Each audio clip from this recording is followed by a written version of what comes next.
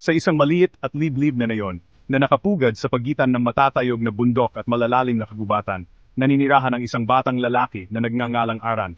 Tinatawag siya ng mga taga-nayon na ang anino dahil bihira siyang magsalita. Sa edad na 5, isang sakit ang kumuha ng kanyang boses. Ang kanyang pamilya ay masyadong mahirap para makabili ng gamot. Madalas tulungan ni Aran ang kanyang ama sa kagubatan. Isang taglamig, isang malakas na bagyo ang kumuha sa buhay ng kanyang ama. Kalungkutan ang bumalot sa kanilang tahanan at di nagtagal, nagkasakit at pumanaw din ang kanyang ina. Sa edad na 15, si Aran ay nagtayo ng isang maliit na kubo sa kagubatan. Sinimulan niyang mag-ukit ng mga masining na figura mula sa kahoy. Isang araw, isang manlalakbay ang nakakita sa mga ukit ni Aran at nag-alok na bilhin ang mga ito. Bumalik ang mga ngalakal kasama ang mas maraming mga mamimili na humahanga sa talento ni Aran. Ginamit niya ang kanyang kinita upang muling itayo ang paaralan at pondohan ang isang maliit na klinika.